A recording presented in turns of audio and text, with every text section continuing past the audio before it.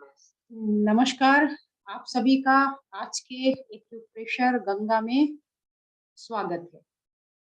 Acupressure Ganga के बारे में थोड़ा सा बता दूं मैं कि कुछ लोग फर्स्ट टाइम जुड़ते हैं तो उनको नहीं पता चल पाता है कि ये जो एक्यूप्रेशर गंगा है ये हर शनिवार को इसमें हम सभी जो भी नॉलेज होती है छोटी मोटी उसको शेयर करते हैं ताकि सामने वाला भी इसको सीख करके लाभ उठा सके। इसको शुरू किया है 1 जनवरी से और अब तक ये कंटिन्यू चल रहा है। बीच में कहीं कोई लेक्चर वगैरह आ गया तो थोड़ा सा इसमें डिस्टरबेंस आता है, अदरवाइज इसमें रेगुलर लेक्चर चलते ही रहते हैं। एक्यूप्रेशर वीकली लेक्चर्स के नाम से आप चाहें तो यूट्यूब पर भी जाकर के सर्च कर सकते हैं। तो आप सब जितने यहाँ पर उपस्थित हैं उनका बहुत बहुत वेलकम, और बहुत सारी संख्या, बहुत सारी फैमिली हमारी यूट्यूब पर भी है, उसको भी बहुत बहुत वेलकम। क्योंकि अभी हम किसी को छोड़ नहीं सकते ना कि जितने लोग यहाँ हैं उनका वेलकम करें, जो यूट्यूब पर है उनको छोड़ दें। तो फेसबुक पर जितने लोग लाइव देख रहे होंगे उनको बहुत बहुत उनका वेलकम। यूट्यूब पर जितने लोग हमारे जुड़े हुए हैं, चाहे वो इंडिया से हो और आउट ऑफ इंडिया, जो जापान से हमें देख रहे हैं, जो ऑस्ट्रेलिया से देख रहे हैं, जो यूनाइटेड स्टेट से देख रहे हैं, Canada, New Zealand, Austria, United Kingdom, Germany, United Arab Emirates, France, Qatar, Saudi Arabia, Greece, Spain, Bahrain, Italy, Singapore, Nigeria, Hungary, Kuwait, Malaysia, India, Portugal, Nepal, Slovenia, Peru, Mexico, Vietnam, Bangladesh, Pakistan, Maldives, Mauritius, New York etcetera. ये वो संख्या है जो हमें regular YouTube पर watch करती है। और मैं इतनी बड़ी आभारी हुई लोगों के कि ये उसको देख रहे हैं, फॉलो कर रहे हैं और व्हाट्सएप के माध्यम से कमेंट करके उसके बारे में हमें बताते हैं प्रॉपर कि हमें वीडियोस अच्छी लग रही है। वो तो इनका भी बहुत बहुत स्वागत है। हमने इनको नहीं देखा, इन्होंने हमें नहीं देखा है डायरेक्टली, लेकिन ये उसका लाभ उठा पा रही है, मेरे लिए बहुत ही गर्व की बात है। तो बहुत बहुत थैंक यू। इसके पहले लेक्चर में हमने स्वास्थ्य में आहार का महत्व, importance of diet in health में लिया था मिल्क के बारे में कि why milk is not giving us health. दूध को सबसे ज्यादा पौष्टिक माना जाता है, बहुत ही हेल्दी माना जाता है, शायद अभी कहना पड़ेगा था, क्योंकि आज के टाइम में मिल्क को सबसे वर्स्ट फूड कहिए या ड्रिंक कहिए, जो भी कहिए वो माना जा रहा है। तो क्यों है ऐसा? मिल्क में प्रॉब्लम है या हमारे में प्रॉब्लम है, उस पर हमने लास्ट लेक्चर में डिटेल में बताया था। अगर आपने नहीं देखा हो तो आप जाइएगा एक्यूप्रेशर वीकली लेक्चर वाले प्लेलिस्ट में और वहां पर आप उसको ऑन करके और देख सकते हैं। आज का हमारा जो टॉपिक है वो ये है, खाने के साथ पानी पीते हैं क्या? अगर पीते हैं तो तैयार रहिए। केवल 103 प्रकार की बीमारियां होंगी, उससे ज्यादा नहीं होंगी। उसी में से कोई एक आपको मिलेगी, एक भी हो सकती है, दो भी, तीन भी, चार भी, पांच छह से ज्यादा हमने किसी को बीमारी वैसे देखी नहीं है। बड़ी बड़ी वाली, उससे फुटकर वाली तो हजारों होंगी। कौन सी बीमारी है 103? यही आज का विषय। तो यही हम सब आज के क्लास में सीखने वाले हैं कि जरा सी गलती, कहते हैं जल ही जीवन है, और यही जो आपका जल है यही आपको डिजीज दे रहा है। जैसे आपने पानी पिया, आपने दूध पिया, वही दूध आपके लिए जानलेवा हो रहा है। और आज मैं बता रही हूँ कि पानी जो आप पीते हैं, पानी बहुत इंपॉर्टेंट है, खासतौर पे इस समय जो हीट वेव्स है उसको तो कंट्रोल करने की एकमात्र साधन है। और ऐसे समय में मैं बोल रही हूँ कि पानी पिएंगे तो बीमारी होगी, तो क्या पानी ही ना पिए क्या? नहीं, तो मेरा कहना है खाने के साथ पानी ना पिए। कब पिए, कैसे पिए, क्या पिए, वो सारी चर्चा आज की इस क्लास में होनी है। हम लोग इस पर बात करने वाले हैं। तो आज सबसे पहले हम लोग बात करेंगे ओंकार चैंटिंग के साथ। पहले करेंगे ओंकार चैंटिंग, और फिर करेंगे हम 3 बार समवेत स्वर में प्रार्थना। तो आई थिंक हमारी टीम तैयार है ओंकार के लिए, और मैं उसको इनवाइट करती हूँ कि ओंकार के साथ में प्रेयर करें।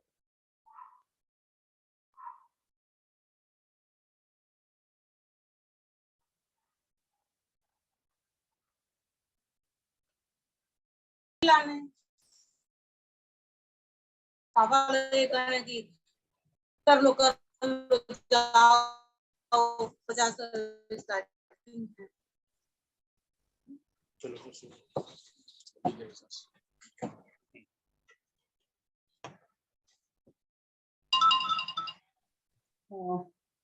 हमारे जो भी होस्ट हैं उनसे निवेदन है कि सबको म्यूट कर दें।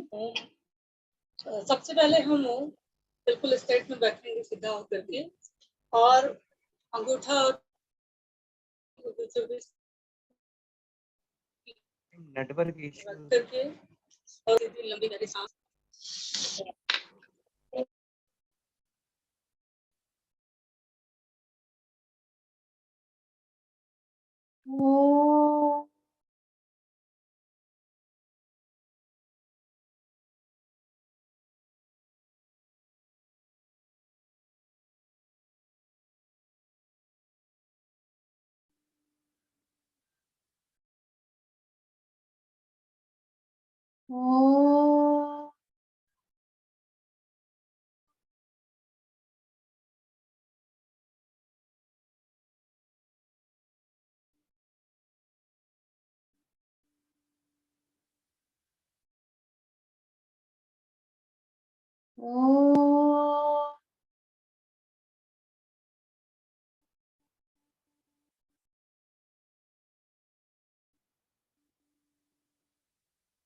अब आप अपना अनम्यूट कर लें। नवीन जी का अनम्यूट कर दीजिए, आवाज नहीं आ रही।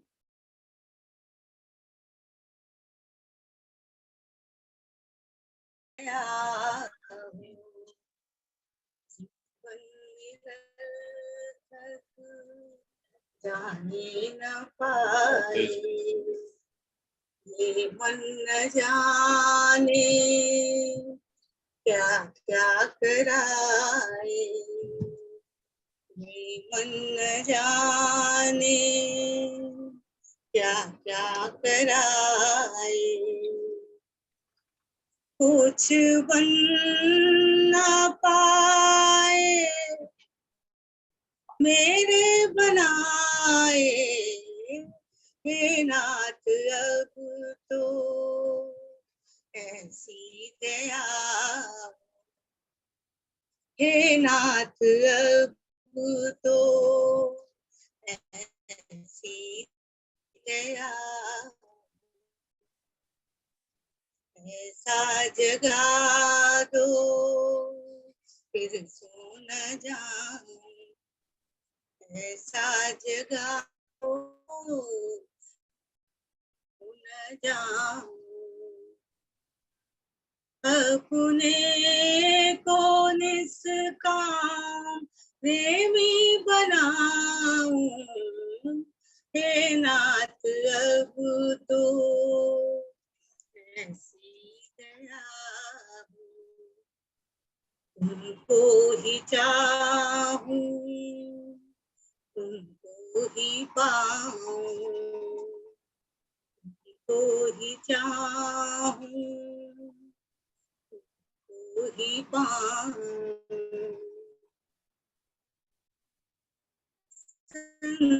संसार का भय अब रहे ना, हे नाथ अब तो ऐसी दया हो, योग्यता दो सत्कर्म कर लूं, हृदय में अपने सद्भाव भर लूं। नर्तन है साधन भव सिंधु तर लूं, ऐसा समय फिर आए न आए। हे नाथ अब तो ऐसी दया हो, जीवन निरर्थक जाने न पाए। हे नाथ अब तो ऐसी दया हो। नमस्कार। बहुत बहुत धन्यवाद। तब हम आगे बढ़ते हैं और आते हैं अपने विषय पर। और विषय आपको पहले ही पता चल चुका है कि हमारा क्या विषय था। तो वो विषय हमारा आपको दिखा देती हूँ एक बार। खाने के साथ आप भी पीते हैं क्या पानी? अगर पीते हैं तो 103 प्रकार की बीमारियों में से आपको चूज करना पड़ेगा। और मुझे लगता है कि ये पहली वीडियो है जिसमें आपको पहली बार 103 प्रकार की बीमारियों के नाम सुनने को मिलेंगे। आज से पहले आपने गोला मारते हुए लोगों को तो देखा होगा कि हम बताएंगे आपको 103, लेकिन बताया नहीं होगा। तो आज पहली बार ये डिस्क्लोज होने जा रहा है। तो मैं चाहती हूँ इस वीडियो को इतना वायरल करना ना कि सब स्वस्थ हो जाएं, एकदम फर्स्ट क्लास रहेंगे फिट, तभी तो होंगे हिट इंडिया में, है ना। और अपने इंडिया को बहुत आगे लेके जाना है, बहुत आगे फिट इंडिया बनाना है। इसीलिए अपना ये उद्देश्य है, लक्ष्य है कि अगर हर एक घर में एक व्यक्ति एक्यूप्रेशर सीख जाए, एक व्यक्ति, तो वो कमाल वो कर सकता है जिसकी आप कल्पना नहीं कर सकते।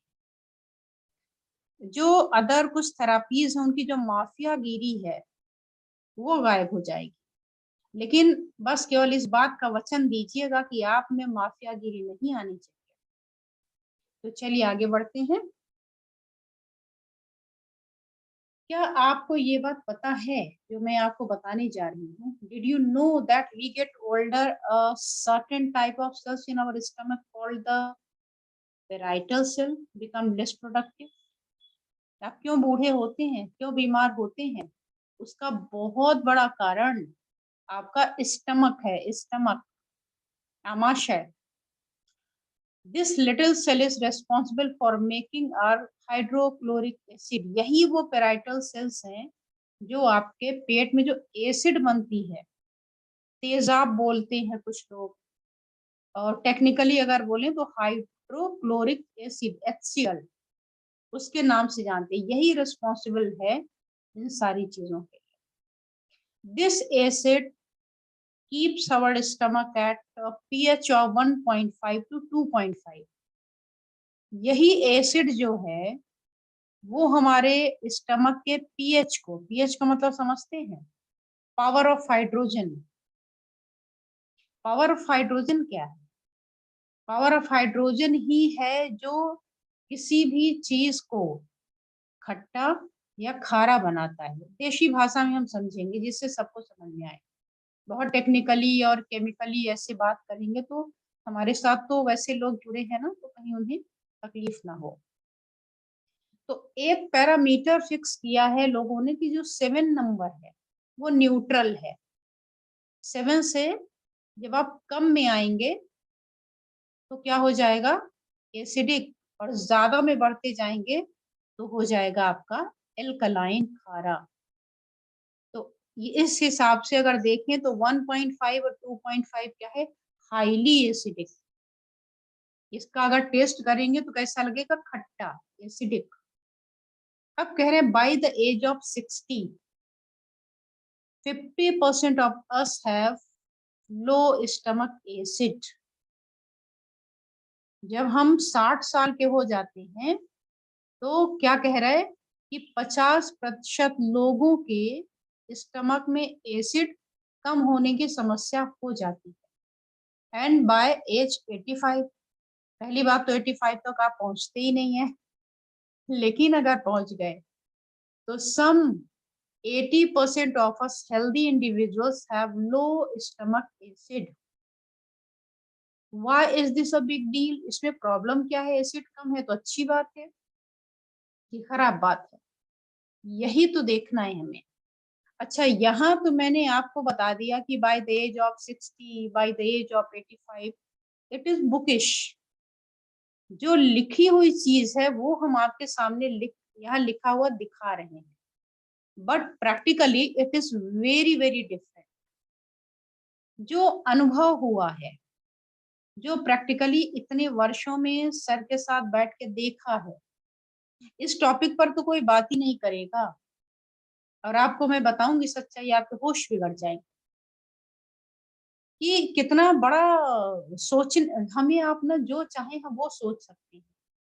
मैं आपको जो चाहूँ आपको वो सोचने को मजबूर कर सकती हूँ। जितनी दूर तक चाहूंगी आप उतना ही सोचेंगे, क्योंकि हमने उसके आगे आपको बताया ही नहीं, तो आप एक्स्ट्रा कैसे सोचेंगे? बहुत कम लोग होते हैं जो उससे आगे बढ़ के सोच लेते हैं। तो ये चीजें आपके सामने आती हैं, लेकिन हम घिसी पिटी चीजों को लेकर चलते रहते हैं, जिसकी वजह से हम आगे नहीं बढ़ पाते। किसी ने हमें पॉइंट प्रोटोकॉल सेट करके बता दिया, आप उसी पे अटक गए कि हाँ ऐसे एक पेशेंट था, उसको आराम हुआ था इसी वाले पॉइंट से, तो बस इसी को दे दो ना तो उसको भी हो जाएगा। नहीं, हर इंडिविजुअल आपका डिफरेंट है। हम में से बहुत सारी ऐसी संख्या है जो अभी भी रॉन्ग डायग्नोसिस में अटकी हुई है, इंक्लूडिंग माई सेल्फ। मैं अपने आप को अलग नहीं मान रही, मैं भी उसमें शामिल हूँ। क्यों? क्योंकि हमारे पास वक्त नहीं है कि हम बैठ के पेशेंट की एक एक बातों को सुने। तो अगर आपको अच्छा थेरापिस्ट बनना है ना, तो सुनना सीखिए। और आप देखिए, मैं एक दिन सोच रही थी कि कान हमारे पास कितने हैं? दो। और बताती हूँ आपको। मैं सोच रही थी कि मेरे पास कान कितने हैं? दो। ठीक है। मुंह कितना है? एक। और संसार में प्रॉब्लम किस चीज की है? वो सुनने की या बोलने की? सुनने की। दो कान है लेकिन सुनते एक से भी नहीं। और हर जगह यही बात का रोना है, जहां भी हम देखते हैं ना। आप स्कूल में जाइए, टीचर कहता है आजकल के बच्चे सुनते ही नहीं। दो कान हैं तो सुनते ही नहीं, मतलब हियरिंग प्रॉब्लम हो रही। बच्चा कहता है कि आजकल के टीचर तो सुनते ही नहीं, उनसे बोलते रहो सुनते ही नहीं। ऑफिस में जाइए, एम्प्लॉय कहता है हमारे बॉस तो हमको सुनता ही नहीं। बॉस कहता है आजकल के एम्प्लॉय सुनते ही नहीं। घर में आइए, मदर कहती है अपने बच्चों आजकल के बच्चे तो माँ बाप की सुनते ही नहीं। बच्चे कहते हैं माँ बाप अपने आगे बच्चों की सुनते ही नहीं, अपने ही सुनाते रहते। डॉक्टर के पास जाइए, डॉक्टर कहता है पेशेंट सुनते ही नहीं, अपने मर्जी से चलाए रखता है अपना पूरा। और पेशेंट का कहना है कि जब तक आप बात करते तब तक डॉक्टर साहब पर्ची काट के हाथ में देते थे, सुनते ही नहीं। चाहे आप मार्केट में जाइए, हस्बैंड वाइफ में जाइए, हस्बैंड कहता है वाइफ सुनती नहीं, वाइफ कहता है हस्बैंड, वाइफ कहती है हस्बैंड सुनती नहीं हमारी। सास बहू तो फेमस ही है एक दूसरे की न सुनने में। वो उसको ब्लेम कर रहा है, उसको ब्लेम कर, हमें समझ में नहीं आता कि ये प्रॉब्लम है कहाँ, शुरू कहाँ है। दो कान, बीच में एक खोपड़ी। इधर से सुनिए, इधर सोचिए, और इधर से एनालिसिस करिए, निकालना है या रोकना है। मुंह एक है, यानी दोनों कानों की एनालिसिस करके यहाँ से बोल भी सकते हैं। इसीलिए इसको ऊपर, इसको यहाँ कर दिया, दो बगल में दे दिया। सुनिए ज्यादा, बोलिए कम। लेकिन यहाँ हो गया सुनता ही नहीं, हर आदमी सुनाने में परेशान। तो यही यहाँ भी दिक्कत है कि ये पोर्शन हमारा अभी डम हुआ चला जा रहा है, सोच ही नहीं पा रहे। आप सोचिए जरा कि एसिडिटी एसिडिटी एसिडिटी, कहाँ की एसिड लेके आ गए आप? दिन भर में 1.5 लीटर ही तो बन रही, सबके तो बन रही। आप में ओवरफ्लो कहाँ से हो गया? ऐसा तो नहीं कि कम हो, तो कैसे कम हो सकती है? आइए दिखाते हैं। तो बुकिश लैंग्वेज में हमें नहीं जाना है, हमें थोड़ा अपना भी सोचना पड़ेगा कि हम कर क्या रहे हैं। Hydrochloric acid is necessary. क्यों एसिड जरूरी है? मतलब एसिडिटी अच्छा है क्या? इस पे भी बात करेंगे। Hydrochloric acid HCl is necessary for breaking out minerals such as iron, calcium, zinc, copper and magnesium so they can be absorbed. ध्यान से सुनिएगा क्योंकि फिर आप पछताएंगे और ये समझाने वाला कोई मिलेगा नहीं। मैं तो लकी हूँ, सुपर सुपर लकी, कि पहले हमें मिले 2 गुरु जो मेरे खाते में आए भगवान की कृपा से, और अब मिले हैं आप लोग जिसको आगे फैला रहे हैं। तो देखिए कितनी बड़ी बात कह दी जिसको हमने एक लाइन में हटा दी करके, कि HCl जो एसिड है वो आयरन के, कैल्शियम के, जिंक के, कॉपर के, मैग्नीशियम के एब्जॉर्ब होने का मीडियम है। अगर आपने अपनी HCl को खराब किया, उसको डाइल्यूट किया, तो किसकी कमी होगी? आयरन की, कैल्शियम की, जिंक की, कॉपर की, मैग्नीशियम की। क्या आपको आयरन की कमी है? हाँ है। क्या गड़बड़ किया? HCl कम किया। कम कम मटेरियल डालोगे, कम एब्जॉर्ब होगा। कैल्शियम की कमी है? हाँ जी है। जिसके भी ब्लड टेस्ट हो रहा है कैल्शियम ही कम निकल आ रहा है। क्यों कम निकल रहा है? कैल्शियम खाते कम है या एब्जॉर्ब कम करा रहे हैं? क्यों कम एब्जॉर्ब करा रहे हैं? कोई रॉन्ग मेथड तो नहीं अपना रहे। इसके बाद सुनिए, vitamin B12 and vitamin C need low stomach acid.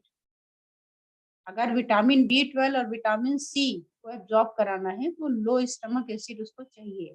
एकदम हाई वाला नहीं चाहिए, कम कम चाहिए। मतलब ऑप्टिमम होना चाहिए, ना कोई चीज बहुत ज्यादा हो ना कम हो। तो विटामिन B12 की आजकल कमी खूब मिल रही। कहाँ गड़बड़ है? कितना विटामिन B12 इंजेक्शन लगाए हम, कितना हम कैल्शियम खाएं, कितना विटामिन C चूस रहे हैं हम। क्यों क्यों? उसका कारण नहीं हम सोच रहे हैं, केवल शय लेके और बस डाल रहे हैं, दवाइयां खा रहे हैं। ये नहीं सोच रहे हैं कि ये हुआ क्यों। नेक्स्ट लाइन देखिए, HCl क्या है? HCl is our first line of defence against food poisoning. क्यों फूड पॉइजनिंग आपको हो जा रही? कहीं आपका first line of defence HCl फीका तो नहीं पड़ गया? पैरासाइट्स, पेट में कीड़े, microbes and other infections as Helicobacter pylori, ये कहाँ पाया जाता है? ये हमारे स्टमक में के एसिड में पाया जाता है। तो अगर आप पानी डालेंगे तो ये इसकी संख्या घटेगी, जितना कंसंट्रेटेड होगा उतना ये बढ़ेगा। तो ये बहुत इंपॉर्टेंट बात है। और आगे सुनिए, we also need HCl to prevent the overgrowth of bacteria in the intestinal tract. अगर HCl तेजाब, तेजाब में कहते हैं सब चीज जला देता है, लेकिन ऐसा नहीं है। आप सिरका जानते होंगे, विनेगर जो नेचुरल वे में बनता है घरों में,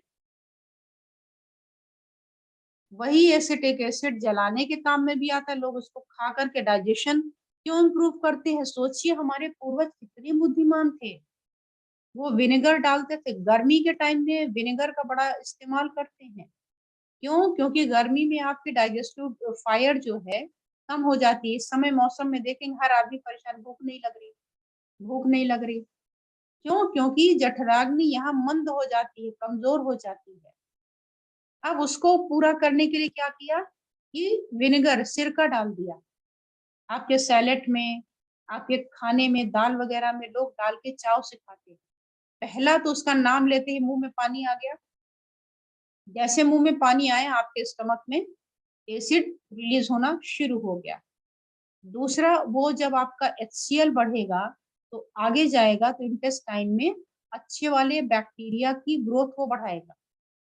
जब अच्छे वाले बैक्टीरिया की ग्रोथ बढ़ेगी तो आपको और क्या चाहिए? कॉन्स्टिपेशन दूर, डायरिया दूर, अदर कॉम्प्लिकेशन आपके दूर। तो अब देखिए, this is seen in about 20% of the person aged 60 to 80 and as much as 40% in those who are 80 years of age. Next पढ़ते हैं HCl और कहाँ काम में आएगा। HCl is needed to break down protein. Protein अगर break down हो तो किसमें टूटेगा? अमीनो एसिड में। अमीनो एसिड से क्या बनता है? अमीनो एसिड से बनता है आपका एंजाइम और आपको आपके हार्मोन। हार्मोनल इम्बैलेंस है। क्यों? सोचिए, बड़ी दूर की आज आपको सोचने के लिए मजबूर करूंगी मैं। प्रोटीन से अमीनो एसिड, अमीनो एसिड से हार्मोन, हार्मोन से एंजाइम। हार्मोनल इम्बैलेंस है, पीसीओडी हो रही, बाकी कॉम्प्लिकेशंस हो रहे हैं, बाल उग रहे हैं यहाँ वहां। इंटरमीडिएट उस जो प्रोडक्ट है, मतलब आखिरी प्रोडक्ट है, प्रोटीन खाया उसका जो रिजल्ट में मिलेगा वो आपको अमीनो एसिड मिलेगा और उससे बढ़िया वाले हार्मोन एंजाइम मिलेंगे। लेकिन आपने क्या किया? HCl में पानी डाल दिया, तो पूरे अच्छी तरीके से नहीं टूट पाए। दाल आप बना रहे हैं और दाल पूरी बनी नहीं, आपने ढेर सारा पानी डाल दिया और उतार के लोगों को दे दिया, पूरी बनी नहीं, दाल कहलाएगी नहीं, पता नहीं क्या बन गई बीच में। तो जो बीच का बनता है उसको यूरिक एसिड कहते हैं। आपको यूरिक एसिड है? हाँ है। क्यों है भाई? कहाँ से लाए आप यूरिक एसिड? क्योंकि आपने डाइजेशन अपना फेल कर लिया। अब फिर आप जाके ज़ैल्यूरिक खा रहे हैं। खाना पड़ेगा ना, कोई उपाय नहीं है। जब तक खाएंगे तब तक यूरिक एसिड आपका डाउन आएगा, अदरवाइज फिर वहीं पहुंच जाएंगे। नेक्स्ट देखिए, indigestion can be caused by poor acid level in the stomach, ये तो अंडरस्टूड ही है। अब जो आखिरी लाइन है ये आपके लिए आई ओपनर है, आंख खोल देगा और आपकी सोचने की दिशा आज से बदल जाएगी। Did you know that the symptoms of hypoacidity can mimic the symptoms of hyperacidity? Too much acid की फीलिंग देता है, ऐसा होता है। आप सोचेंगे ये क्या कह रही है आप, हमको तो कुछ समझ में आ नहीं रहा। हाइपर एसिड कम है तो ज्यादा एसिडिटी के सिम्टम कैसे देगा? तो मैं आपको बताती हूँ। एसिड माने खट्टा, मुंह में खट्टा पानी आता है, दांत वात पूरे गला के चला जाता है, एसिड है। दूसरी तरफ खट्टा पानी मुंह में आता है और इंडाइजेशन बनी रहती है, डकार आती है, इंडाइजेशन होता है, पेट फूला रहता है, होता है ना ऐसा? ठीक है। अब एक एग्जाम्पल ले लेती हूँ, और ये एग्जाम्पल मैं ले रही हूँ खाने का। गर्मी के मौसम में ये आपको एग्जाम्पल सूट करेगा। एक खाना आप खाते हैं, उसमें नॉर्मल है, ताजा है, कोई दिक्कत नहीं है। एक खाना आप खाते हैं जो खराब हो जाता है, सड़ जाता है, टेम्परेचर उसका अच्छे से बैलेंस नहीं हुआ, आपको जो चीज फ्रिज में रखनी चाहिए थी आप भूल गए, बाहर ही रखी रही। थोड़ी देर बाद आपने देखा तो उसमें से हल्की सी स्मेल आ रही। आपने कभी कभी स्मेल फील भी नहीं किया और आपने खाना शुरू कर दिया। फ्रिज से निकाला, बाहर रखा या बाहर रखी हुई है, और निकाला और खाना शुरू कर दिया, तो देखा आप कहते अरे ये तो खट्टी हो गई। उसमें एसिड किसने डाला? किसने? सिरका डाला। किसी ने सिरका डाला क्या? नहीं डाला। तो खट्टा क्यों हो गया? कहते खराब हो गया। तो वो जो एसिड आपकी बन रही है ना, जिसका बोलते बड़ी एसिड, बड़े एसिड, एसिड नहीं है वो, आपका अंदर जो खाना पड़ के खराब होके सड़ रहा है, उसकी सड़न वाली एसिड थी। आपको एसिड बढ़ाना था, कैसे बढ़ाएं? जब अचार खट्टा होने लगा था, वहीं से मैं एग्जांपल लेती हूँ, देखती रहती हूँ अच्छा ये है। जब आपका अचार खराब हो रहा था, खट्टा पर अजीब सा टेस्ट हो गया था उसका, तब आपने सिरका वाली खटाई डाल के उसको ठीक किया था, अतः वो 1 साल पूरा चल गया था। ऐसा मैंने बनाते हुए कहीं किसी को देखा था। मैंने पूछा ये खट्टा क्यों? तो बोला कि ये जो सिरका डाल रहे हैं इससे जो आम है आपका या जो भी अचार है वो खराब होने से बच, खराब हुआ है जितने पर है उसी पर रुक जाता है। तो अभी क्या करना है? एसिड को बढ़ाना है ताकि जो खराब वाली एसिड है वो आपकी नॉर्मल हो जाए, न्यूट्रलाइज हो जाए। पहली बार आप ऐसा सुन रहे हैं तो हो जाता है कि आपको सुनने में थोड़ा अजीब सा लगे, लेकिन यही सच्चाई है, इसी को सुन लीजिए, ठीक है। अब जब आप खाना खाते हैं, अब खाना खा के पानी पीते हैं, तो ऐसी कौन सी बड़ी आफत आ गई? आपने खाया कहाँ? स्टमक में। स्टमक क्या है? आम आशय। आम का मतलब मैंगो नहीं, आम का मतलब है रॉ, कच्चा। आम आशय, रिजर्वायर ऑफ रॉ मटेरियल, जहां पर कच्ची चीजें डाली जाती है। आप कहेंगे जी हम तो फ्राइड डाले हुए थे, तो इसका नाम आमाशय छोड़ के पक्वाशय कर दो ना। नहीं, पक्वाशय नहीं होगा। आप चाहे जितना fried, deep fried, double fried, triple fried, जितने फ्राइड कर दें, आमाशय के लिए कच्चा ही है, क्योंकि उसको फॉर्मेटिंग तो पूरी अपने हिसाब से करनी ही है, एसिड उसको डालनी है, बाकी चीज डाल के पकाना ही है। तो आप उसको आमाशय ही कहेंगे, वहां खाना बनेगा ही, ठीक है। अब आपने क्या किया? उसमें डाल दिया पानी। एक तरफ हम आपके आमाशय को बता रहे हैं, एक तरफ घर के चूल्हे की बात बता रहे हैं कि एक तरफ हमने क्या किया? खाना खाया, कढ़ाई में डाला, ये हमारा स्टमक आपका पैन है, फ्राइंग पैन, उसमें आपने डाला, पानी डाला, नमक मिर्च अचार ये तो आपने डाल ही दिया है। तो उसके बाद इस ढक्कन को बंद कर दिया। तब जो है डाइजेशन के बाद यहाँ से बजेगी सीटी कुकर की। बजती है कि नहीं? डकार मारते हैं कि नहीं आप? मतलब अंदर आपका खाना पक गया, हो गया। लेकिन अब हमारी सीटी तो हमेशा बजती रहती है। खराब हो गया है कुकर, उसको चेंज कर दीजिए, और नहीं तो फटेगा किसी पे, है ना? फटता है कि नहीं? कुकर फटता है, ऐसे ही हमारा ये भी फटता है। खूब फिर खूब बीमारियां लेकर। तो जब आप पानी पी लेंगे, खा लेंगे, क्या होगा? उसमें गैस बनेगी, एयर घूमेगी, चीजों को सड़ा रही है, उसका गैस बन रहा है। और अब ये आपको फीलिंग देगी कि हमें तो एसिडिटी हो गई।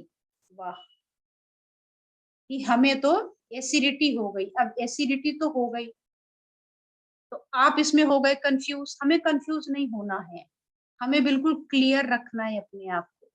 और इसीलिए हम आपको बताने वाले हैं सूची उस 103 की, और कैसे कैसे क्यों क्यों हुआ वो भी बताती हूँ मैं। तो आप इसको जरा सा ध्यान से अपना पेन और पेपर लेकर बैठिए, ताकि आराम से उसको नोट करते जाएं और सोचते जाएं कि इसमें से क्वेश्चन क्या क्या बन सकता है।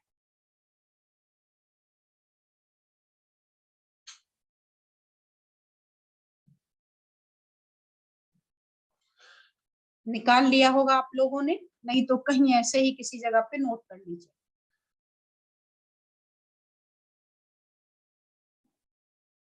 अब नंबर 1 पर किसको रखा जाए, नंबर 2 पर किसको रखा जाए, इस पर क्या रखा जाए? तो इसके लिए कहा गया कि पहले सुनो, ऐसा करो कि जठराग्नि यानी जो आपका फूड फूड एसिड है, उसके साथ क्या करें? जठराग्नि जब शांत होगी, आपका जो स्टमक है, जब उसमें पानी डाल देंगे तो क्या हो जाएगा? वो शांत हो जाएगा। जब वो शांत हो जाएगा तो भोजन सड़ेगा ना। अब भोजन के सड़ने पर मैंने क्या बताया? सबसे पहले क्या बनेगी? गैस बनेगी, यानी वायु। अब वायु जब बनेगी तो ये वायु कहाँ जाएगी? पेट में, गले में और छाती में जाएगी ना, या नहीं जाएगी? जाएगी।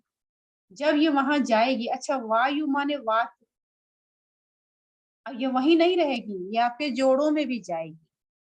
इसका कोई निश्चित मार्ग वो नहीं है कि हाँ यहीं तक रहेगी। तो ये आपके गले में, पेट में भी जाएगी, हर जगह। कोई इसका लाइट थोड़ी सी गड़बड़ है, इसलिए मैंने इसको ऑफ किया है, ठीक है। तो इसमें क्या होगा? ये छाती में, गले में और पेट में जलन पैदा करेगी। अब जब इसकी मात्रा बढ़ेगी धीरे धीरे, क्योंकि एक दिन तो आप कर नहीं रहे, रोज कर रहे हैं, तो पूरे शरीर में या कहीं भी घूमती है। क्यों? क्योंकि वायु को रोक तो सकते नहीं, स्वतंत्र है। पकड़ सकते हैं? नहीं, पकड़ भी नहीं सकते। इसीलिए तो सिर में चढ़ेगी तो चक्कर आएगा, अब चेक करके आप स्क्रीनिंग कराइए, MRI कराइए, सीटी स्कैन कराइए, मिलेगी नहीं मिलेगी। सिर में दर्द हो रहा है, जाइए सीटी स्कैन कराइए, कुछ कराइए, दर्द दिखेगा नहीं दिखेगा, वायु है। पीठ में दर्द है, जाइए एक्सरे कराइए, दिखेगा नहीं। बीमारी उसमें दिख जाएगी लेकिन वायु नहीं दिखेगी। ठीक है। फिर इसी सड़े हुए भोजन से सबसे पहले एसिड बनेगा, खट्टा हो जाएगा तो। और ये आमाशय में स्थित अम्ल के कारण नहीं हुई, जो उसमें एसिड है उसके कारण नहीं हुई। यही तो बता रही हूँ ना मैं, ये तो सड़े हुए भोजन का है। ठीक। और यही अनेक रोगों को जन्म देगी।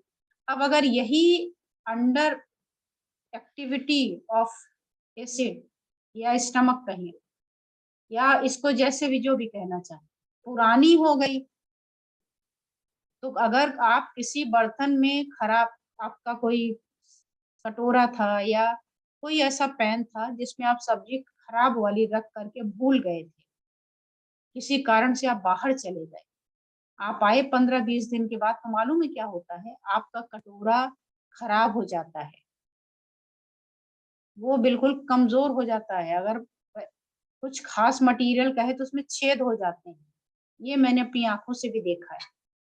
तो अब क्या होगा, आपके स्टमक में छेद होगा, अल्सर होगा, कटेगा, बवासीर होगा, नीचे जाएगा, फिस्टुला होगा, फिशर होगा, और कोलेस्ट्रॉल बनेगी।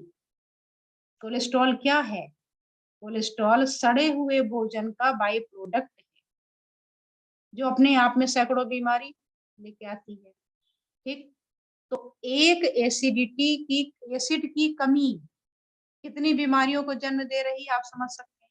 अच्छा, आयुर्वेद में इसके लिए बहुत बढ़िया सा एक कहावत है कि कितने रोगों को और क्या क्या ये जन्म देती है। तो कहा है कि रोगाः सर्वे अपि मंदे अग्नौ सुतराम उदराणि च। ये शरीर के संपूर्ण रोग, विशेष रूप से जो उदर रोग है, ये अग्नि के मंद होने पर पैदा होते हैं। ठीक। यानी आयुर्वेद कह रहा है कि अगर आपने खाना खा के पानी पी के इतनी छोटी सी नन्ही सी गलती कर दी है, और यही वाग्भट जी ने क्या कहा, भोजनान्ते विषम वारी, कि खाना के बाद पानी पिया माने जहर पिया। तो आप कहते हैं मरे तो नहीं हम, ऐसे आप क्यों झूठ मूठ का आप लोग फैलाते हैं, आप लोगों को तो आता ही नहीं है, आप लोग पुरानी सिस्टम से चलते हैं, इसको कुछ आता ही नहीं था। तो भाई पॉइजन भी दो तरीके के होते हैं, एक slow poison, fast poison. Slow वाला ज्यादा खतरनाक होता है, ज्यादा डैमेज करता है। तो ये इन्होंने आयुर्वेद में कहा कि समस्त रोगों की उत्पत्ति का कारण क्या है, आपकी हाइपो एसिडिटी। और कहा कि दो चीजें हैं, इससे क्या होगा, जब आप ऐसा करेंगे तो एक तो होगा आपका रॉन्ग, मतलब वो खाना ही पूरा सड़ के खराब हो गया, स्पॉइल हो गया, तो एक तो वो इकट्ठा हो रहा है, और दूसरा एसिड आपकी कम पड़ रही है, कम हो गई। अब दोनों ही एक दूसरे के लिए कॉम्प्लीमेंट्री बन गए। यानी अगर आपकी एसिड कम हो रही है तो दोष का संचय हो रहा है, और दोष संचय हो रहे हैं इसलिए आपकी एसिड कम हो रही है, तो दोनों वाइस वर्सा है। कुल मिलाकर कहा गया कि किसको पहले पे रखें, किसको आखिरी में रखें, ये जो बीमारियां हो रही हैं इसको कहाँ कहाँ रखा जाए, कोई नंबरिंग है क्या? तो कहा कि नंबर तो बड़ी लंबी लिस्ट है, इतना तो नहीं बता सकते। हाँ, लेकिन ये कर सकते हैं कि हम आपको ये कह पाए कि पहले नंबर पर एसिडिटी और आखिरी 103 नंबर पर कैंसर रखा जाए। ठीक है। अब 103 नंबर में आप पहला नंबर नोट कर लीजिए, लिख लीजिए अपनी स्क्रीन पर। मैं भी लिखना चाहूँ तो मैं कोशिश कर सकती हूँ, क्योंकि थोड़ा सा कुछ हो जाता है, होना चाहिए।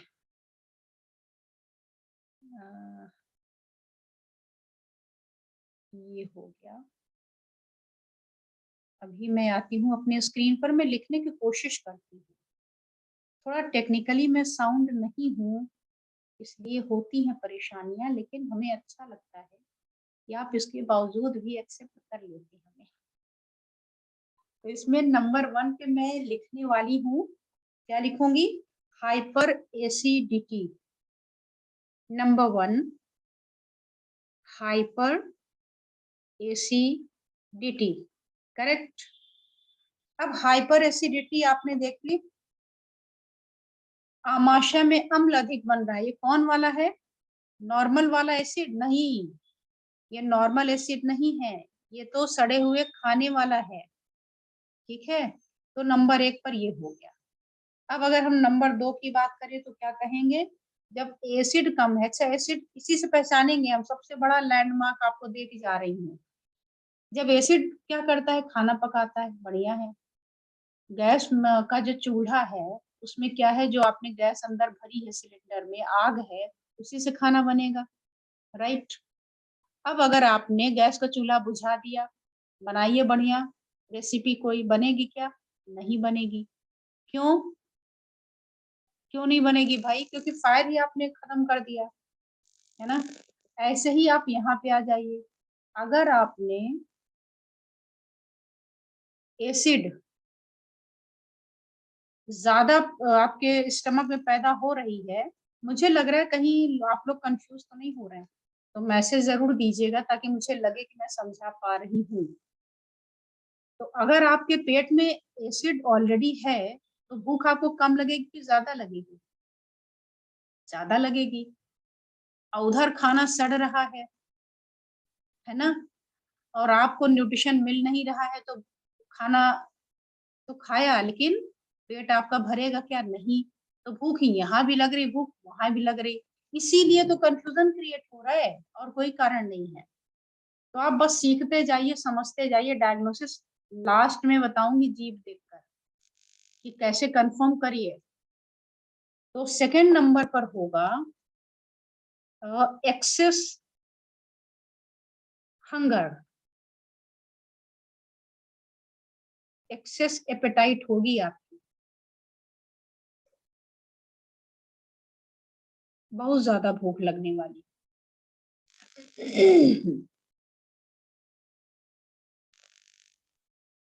बहुत ज्यादा भूख लगेगी, ठीक है। ये हुआ नंबर 2। मुझे लिखने में कंफर्टेबल नहीं लगता है, लेकिन फिर भी मैं लिख ही रही हूँ, लेकिन अगर मैं लिखूंगी तो शायद पूरा नहीं हो पाएगा, तो मैं ऐसे ही आपको अगर बताऊं कि कैसा रहेगा, ऐसे ही बताऊंगी मैं। तो नंबर 1 पर हाइपर एसिडिटी, नंबर 2 पर बहुत जल्दी जल्दी भूख लगना, ठीक है। अब नंबर 3 पर आती हूँ नंबर 3 पर। और 3 नंबर में आप इसको ले लीजिए कि खाना खाने के 4 घंटे बाद या खाली पेट भी आमाशय में जलन या दर्द होते रहना। तो ये कौन सा नंबर हो गया? 3 नंबर। पहला बताया हमने हाइपर एसिडिटी, जो नकली है। दूसरा बताया हमने हंगर होना, बहुत ज्यादा भूख लगना, खाया है एकदम लग रहा है बिल्कुल भूख के मारे बिलबिला गए हम, खाना खाने के बाद, अभी खाना खाया, खाना खा के उठ रहे हैं, अब भूख लगी हुई है। अरे भाई भूख लगी, खाना खाया तो शांत होना चाहिए, नहीं हुआ। तीसरे नंबर पे मैंने बताया कि खाना खाने के 4 घंटे बाद या खाली पेट जलन हो रही। क्यों जलन हो रही? इसका मतलब कि अभी भी वहां पर कुछ रखा हुआ है, प्रॉपर डाइजेशन नहीं हुआ है। 3 हो गया। चौथे नंबर पे क्या होगा उसके बाद? फिर खाना पचा नहीं, आगे बढ़ नहीं रहा, पूरी शरीर ने एफर्ट लगा दिया, तो हमें प्यास बहुत लगेगी, प्यास ज्यादा लगेगी। क्यों लगेगी? ये एफर्ट कर रही है बॉडी कि आप उस खाने को एनी हाउ पचा दीजिए, क्योंकि शरीर में कमजोरी होती चली जा रही, कुछ मिल नहीं रहा, तो पानी तो दे दो। तो खूब ज्यादा प्यास, खूब ज्यादा प्यास, तो बहुत ज्यादा प्यास लगना, ये निशानी है हमारी खाना खाने के बाद, पानी पीने के बाद ये सो जो गड़बड़ हो रही उसकी वजह से। तो 4 नंबर सिम्टम हमने बता दिया आपको, प्यास। 5वें नंबर पर प्यास लगी, पानी पिया, मुंह बढ़िया हो गया, कोई सूख नहीं, कुछ नहीं हो रहा है। अगर इस तरीके की प्रॉब्लम है, इंडाइजेशन है, हाइपोएसिडिटी कहिए, अंडर एक्टिविटी कहिए, एसिड का कुछ भी कहिए, तो 5th नंबर पर क्या होगा, पानी पीने के बाद आपका मुंह सूखेगा। 5 नंबर। 6 नंबर पे आएगा आपके मसूड़ों में प्रॉब्लम, आपके जिंजिवाइटिस हो सकती है, मसूड़े खराब हो सकती है, और आपके दांतों में कुछ परेशानी हो सकती है। तो ये हुआ हमारा मसूड़ों में यानी गम्स में आपकी इन्फ्लेमेशन या सेंसिटिविटी। लार जो आपकी है, मुंह में हमारे इस समय लार है, लेकिन हमें कुछ समझ में नहीं आ रहा है कि ये खट्टी है, नमकीन है, मीठी है, क्या है, न्यूट्रल है। इसका मतलब आपका डाइजेस्टिव फायर इज ओके। अगर आपके मुंह की लार खट्टी है, इसका मतलब है कि यहीं से वो प्रयास कर रही है, उसको पचाओ पचाओ पचाओ। तो कौन सा नंबर मैं बता रही हूँ, 7 नंबर की लार का खट्टा हो जाना। ठीक, पानी पीने के फायदे बता रही हूँ 7 नंबर। इसके बाद 8 नंबर दांतों में ढीलापन। आपके जो टीथ है ना, वो लूज होने लगते हैं, क्योंकि जो एसिड बनेगा, बढ़िया प्रोडक्ट बनाएगा, तब तो उसको जमाएगा, नहीं जम बन रहा है, नहीं जम रहा है, तो यहाँ क्या होगा, दांतों में ढीलापन आ जाएगा। इसके बाद दांत के पड़ोस में ही ये लिप्स है ना, ये लिप्स के किनारे आपके कट जाएंगे, किलोसिस हो जाएगी। होठ के किनारों का कट जाना, ये कौन सा नंबर हुआ, 9 नंबर।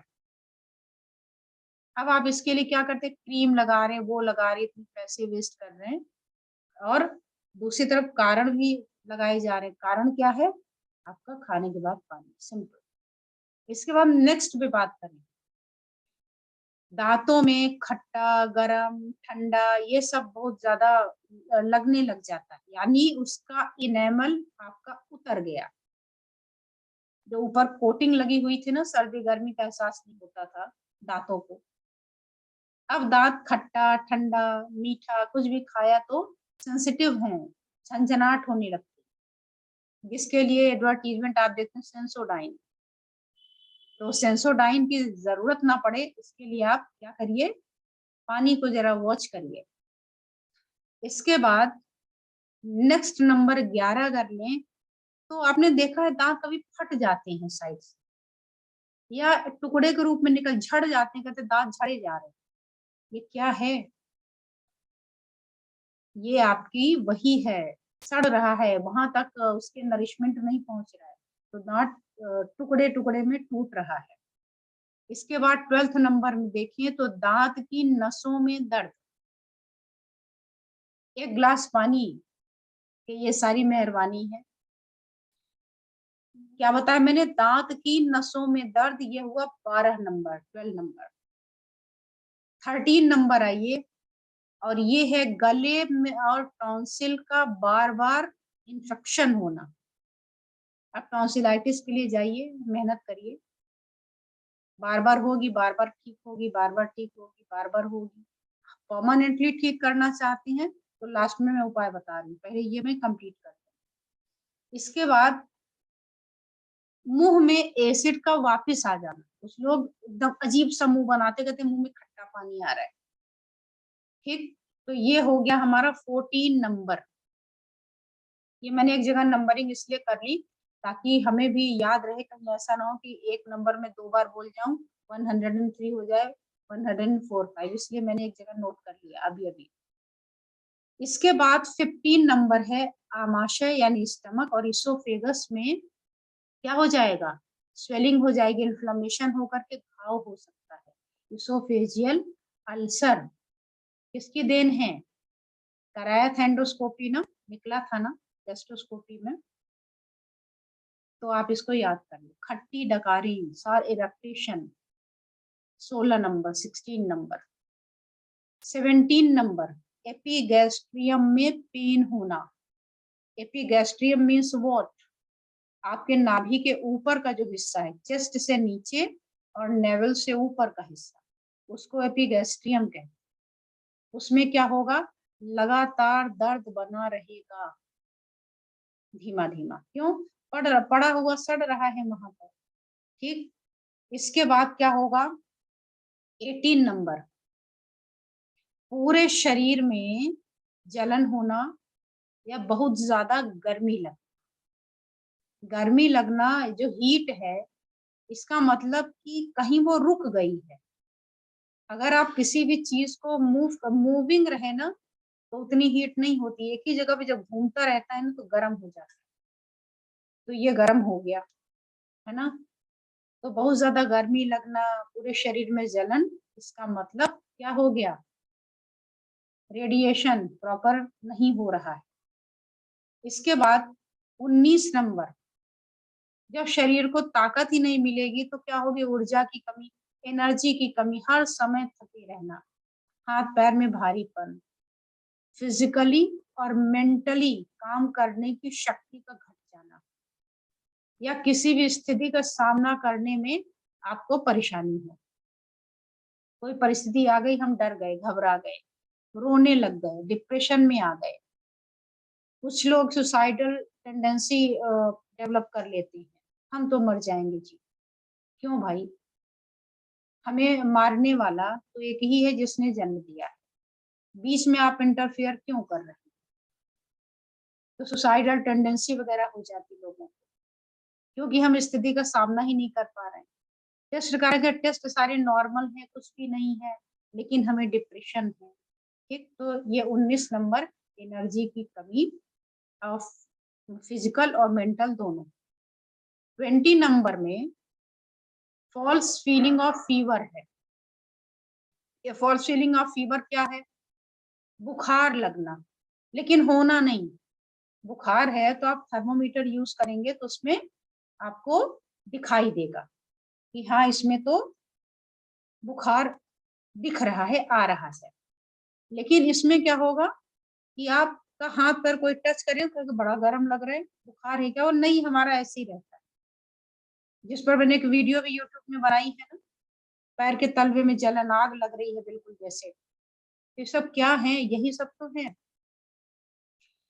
21 में प्रसन्नता और उत्साह की कमी। आपके चेहरे पर 12 बजे अच्छा नहीं लगता, बिल्कुल मन नहीं करता कुछ करने का, प्रसन्नता ही नहीं है चेहरे पर। एक खुशी का जो एक होता है वो नहीं, उत्साह नहीं है। हाँ ठीक है, कर लेंगे। 22 नंबर पर अवसादित होने की प्रवृत्ति, बात बात में डिप्रेशन हो जाता है, बात बात में थोड़ी सी घटना हुई और हम डिप्रेशन में आ गए। 23 नंबर पर बगैर किसी कारण के घबराहट, व्याकुलता, ये सब हो जाने लगता है। एक तो होता है कारण कि पता नहीं कुछ ऐसा हुआ और हम घबरा गए, व्याकुल हो गए, बिना कारण घबराहट, व्याकुलता, जल्दी जल्दी काम करने लग जाना, आधा सामान इधर गिर रहा है, आधा सामान उधर गिर रहा है, तेज शोरगुल कहीं हो रहा है तो हमें इरिटेशन होने लग रहा है, और छोटी छोटी बातों पे हम टेंस हो जाते हैं। क्या है, एक गिलास पानी। 24 नंबर, पेल फेस, चेहरे पर रक्तहीन। इतना बढ़िया हम खाना खाते, ड्राई फ्रूट्स खा रहे हैं, ये वाला ग्रीन वेजिटेबल खा रहे हैं, सूप पी रहे हैं, जूस पी रहे हैं, ये पी रहे हैं, वो पी रहे हैं, चेहरे पर ग्लो नहीं है, पता नहीं कहाँ चली गई। तो समझ गए आप, एक नन्ही सी गलती करी थी। 25 नंबर, 25, माइग्रेन जैसा सिर दर्द, गैस बन रही, ऊपर चढ़ रही, दर्द हो रहा है। अब हम जांच पे जांच कराए जा रहे हैं, सर्वाइकल तो नहीं है, माइग्रेन तो नहीं है, बीपी तो लो नहीं, बीपी तो हाई नहीं है, सब कुछ करा के हार गए, मिल ही नहीं रहा कुछ। अब पता चल गया होगा, सिर दर्द। 26 नंबर, आसानी से बातों बातों में आंसू आ जाना, जरा सा कुछ भी कह दिया किसी ने, आंखों में आंसू आ गए, लग रहा उसकी फैक्ट्री है कहीं नियर बाई मौजूद है, जरा सा दबा और फट से बाहर हो गई। 27 नंबर में आंखों में सूजन, लाली, जलन, गड़न और दर्द। अगर ऐसा है तो भी 28 में पलक और कॉर्नियम इंफ्लेमेशन। आजकल आज भी हमारे पास एक छोटा बच्चा आया था, अराउंड 16 ईयर्स का। उस 15-16 ईयर्स के बच्चे को क्या था मालूम है, रेटिना नहीं, 20 में थे। कई बच्चे आए, एक बच्ची जो थी उसकी आंखों जो रेटिना थी वो पतली हो रही थी। एक और बच्चा आया, उसकी आंखों में हाई पावर। रीजन बताया डॉक्टर ने, कॉर्निया में प्रॉब्लम हो रही, किसी के रेटिना में प्रॉब्लम हो रही। क्या है ये इतनी छोटी छोटी एज में इतनी बड़ी बड़ी बीमारियां? अगर आपकी एजिंग हो गई, एजिंग की वजह से आंखों में कोई डिफेक्ट आ रहा है तो समझ में आता है। अभी तो उस बच्चे ने अपना पूरा लाइफ जो ब्लूम वाला पीरियड है वहां पहुंचा ही नहीं है। बालों का घुंघराला हो जाना, अगर आपके बाल बहुत ज्यादा करली हो रहे हैं ना, डायग्नोसिस बताता है। अभी बालों पर भी हम लोगों का काम चल रहा है। अब बिलीव नहीं होगा आपको, इतने भयंकर परिणाम आ रहे हैं कि आप हिल जाएंगे। पूरा ये खोपड़ी बाल्ड, बाल्ड माने समझते हैं ना, एकदम ऐसा, कोई बाल नहीं, एक बाल नहीं, बाल्ड माने एक बाल भी नहीं। एक हफ्ते में वापस, एक हफ्ते में, एक हफ्ते में कितने दिन होते हैं? 7 दिन या 8 दिन, चलो 8 मान लेते, 8 डेज मान ले, एक आपको बोनस दे दिया। 8 डेज में गंजापन वापस आ सकता है क्या? आश्चर्य हो रहा होगा, इट इज ट्रू। सारे प्रमाण दिखाऊंगी कि ये बाल है, ये बाल है। हेयर आपके ग्रे हो रहे हैं, व्हाइट हो रहे हैं, हमारे भी है, और इसीलिए आपको दिखाती रहती हूँ, प्रमाण की देखते रहो, क्योंकि आप भी तो विटनेस बनेंगे हमारे, और किसको हम ढूंढने जाएंगे। और यही वीडियोस विटनेस बनेंगे कि देखो पहले ऐसे था, अभी कैसे हो गया। जो भी होगा देखा जाएगा। तो ओवरनाइट बालों में डाई जैसा इफेक्ट आ रहा है, ओवरनाइट। लेकिन आप कहेंगे पॉइंट बताओ फिर, ये करो, नहीं बता सकते, छुपा रहे, हाँ छुपा रहे। क्यों छुपा रहे? नहीं देने का मन है, ऐसा नहीं है। हर एक पॉइंट अलग अलग हो रहा है, हर एक की डायग्नोसिस अलग हो रही है। देखिए सामने इन्होंने लिखा कि हमारे हेयर ग्रोथ का ट्रीटमेंट लिया था और हाइट अलग से बढ़ गई, और किस एज में? 26 ईयर में। ठीक है, बहुत बढ़िया, वंडरफुल है। तो ये हुआ कि बालों का घुंघराले हो जाना, मतलब बालों को स्ट्रेट करना चाहते हैं, आपके हाथ में है। स्ट्रेट बालों को कर्ली करना चाहते हैं, आपके हाथ में है। क्या ब्यूटी पार्लर यहाँ वहां जाते हैं। एक्यूप्रेशर ऐसा बड़ा वरदान है ना, वो क्या बोलते हैं, जिन्न, ये जिन्न है। आप हुक्म तो करिए, वो आपके सामने पेश कर देगा। ड्राई स्किन, नेक्स्ट नंबर में आ गई 31 पर। ड्राई स्किन 32 में आ गई, नहीं 31 में। नाखून पतले और आसानी से टूट जाने वाले, ब्रिटल नेल्स हैं आपके, तो ये भी उसमें आता है। बाल रूखे, बेजान और झड़ने वाले। हमसे आप पॉइंट पूछते हैं, मैं क्या बताऊं कि कौन सा पॉइंट ये लगा लीजिए तो ठीक हो जाएगा। हाँ, मौसम की वजह से है, बता दिया, हो गया आपका काम। लेकिन अगर परमानेंट झड़ रहे हैं तो कारण का पता लगाइए ना कि क्या कारण है। बहुत सारे कारण होते हैं। देखिए यहाँ कमेंट आने शुरू हो गए, पॉइंट फॉर बाल्डनेस, ये क्या है? Useless message. शरीर के जिन स्थानों पर पसीना रुक गया, देखिए कितनी बड़ी डायग्नोसिस सुनने जा रहे हैं। शरीर के, ये नेक्स्ट नंबर है 33, शरीर के जिन स्थानों पर पसीना रुक गया वहां की स्किन पर खुजली और जलन होना, यानी एक्जिमा की बात कर रही हूं मैं। एक्जिमा ठीक कर पाएंगे? कर सकते हैं। हेरेडिटरी, शुभा जी ने लिखा है कि हेरेडिटरी ऑल्सो मैटर्स। मैम, मैंने जेनेटिक इंजीनियरिंग टॉपिक पढ़ा है, पढ़ने के बाद विश्वास करना छोड़ दिया। मेरे लिए हेरेडिटरी माने कुछ नहीं है, उसको हेरिडिटरी वर्ड यहाँ से डिलीट मार दीजिए और तब काम करिए, फायदा करेगा। अर्टिकेरिया, इसको शीत पित्ती कुछ लोग बोलते हैं, अर्टिकेरिया होना 34 नंबर। 35 नंबर, काफ मसल में क्रैम्प्स आना, ऐठना, मसल क्रैम्प्स, स्पाज्म आना। 36 नंबर, यहाँ पर ब्राउन ब्राउन मार्क बन जाना, कानों में दर्द। 37, टाइम मैं देख रही हूँ। आवाज में ये बताया मैंने कौन सा, 36 नंबर पे, हाँ। 37 कानों में दर्द होना। 38 नंबर वॉइस में चेंजेस होना, मोटा होना, पतला होना या अजीब टाइप का होना। 39 नंबर रेस्टलेसनेस होना बिना किसी वजह के। 40 नंबर कॉन्स्टिपेशन, कब्ज होना। किसको कहते हैं कब्ज? किसको कहें? कब्ज का मतलब है कि मोशन का प्रॉपर इवैक्यूएशन, जो आपका मूवमेंट है वो प्रॉपर ना होना, इवैक्यूएट ना होना, पेट का खाली ना हो पाना, ठीक है, इसको कब्ज कहते हैं। वो लूज है, हार्ड है, सेमी सॉलिड है, इट डजंट मैटर। अक्सर लोग ये सोचने की भूल कर बैठते हैं कि जो हार्ड स्टूल है वही कॉन्स्टिपेशन है।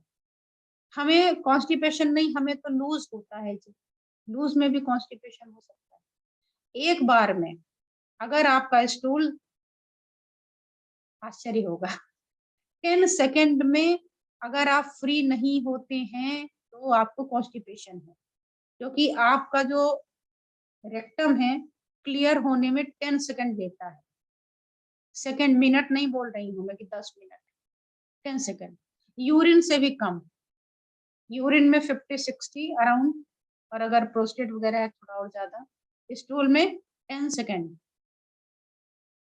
हमें लगता है इसमें से जितने हैं सब कॉन्स्टिपेशन वाले होंगे। तो आज मैंने टाइम मैंने देखा थोड़ा ज्यादा हो रहा है, तो मैं यहीं पर इसको रोकूंगी 40 नंबर पे। अगली बार जब मिलूंगी तो इसको आगे कंटिन्यू करूंगी।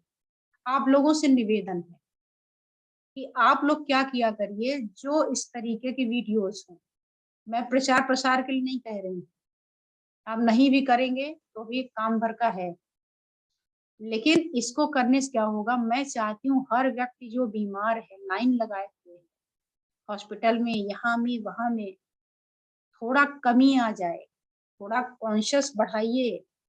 जितना टाइम आप अपने हेल्थ पर दे रहे हैं उतना कहीं और जा सकता है। हेल्थ पर नहीं, डिजीज पर, बीमारी पर, हेल्थ पर तो ध्यान देना है, ठीक है। तो इस पर ध्यान दीजिए। और मैं आपको बताना चाहती हूँ कि YouTube से जुड़े हुए जितने लोग हैं हमारे, देख रहे हैं अभी और नए हैं, पहली बार है, तो ये जो नंबर है ना, अर्चना दुबे एक्यूप्रेशर, ये चैनल, इसको सब्सक्राइब कर लीजिएगा, ऑल बटन पे हिट करिएगा। तो हमको जो बार बार आप लोग लिंक मांगते हैं ना, अब देखिए जिस समय क्लास ले रही थी मैं, मेरे पास मैसेजेस आ रहे थे, मेरे पास में कॉल लगातार आ रही थी। अब मुझे पता है किस बात की कॉल थी, वो कॉल रही होगी कि वो जरा लिंक नहीं मिल रहा, लिंक भेज दीजिए। अब मैं लेक्चर लेते समय लिंक भेजूंगी क्या? अब ये वीडियो में अपलोड कर दूंगी यूट्यूब पर, तो जो फेसबुक से देख रहे हैं या अलग अलग जगहों से देख रहे हैं, उनका कर्तव्य है कि जो लिंक आपको मिली है, कहीं से भी मिली है, वो आप अपने व्हाट्सएप पे, आप फेसबुक, इंस्टाग्राम, जहां जहां भी जो भी आपका है वहां पे शेयर कर लें, ताकि हमें थोड़ी सी हमारी मेहनत कम हो जाए। और दूसरा मैसेज आता है इसके लिए कि मिल नहीं रही, कहाँ है आपका? तो ये जब चैनल पे आप जाएंगे ना तो ऐसा दिखेगा, अर्चना दुबे एक्यूप्रेशर आप टाइप कर लीजिए। अर्चना दुबे मेरा नाम, एक्यूप्रेशन मेरी शान, है ना। तो अर्चना दुबे एक्यूप्रेशर, चाहे फेसबुक पेज हो, चाहे इंस्टाग्राम पेज हो, चाहे टेलीग्राम हो, चाहे आपका यूट्यूब, सब मैंने कॉमन किया है ताकि आप लोगों को परेशानी ना हो। चले गए वहां पे। अब अगर वीडियो देखनी है तो यहाँ जो वीडियो को दिख रहा है लिखा हुआ, यहाँ क्लिक करेंगे तो सारी वीडियोस इसमें दिखने लगेंगी, तो वहां से देख लीजिए।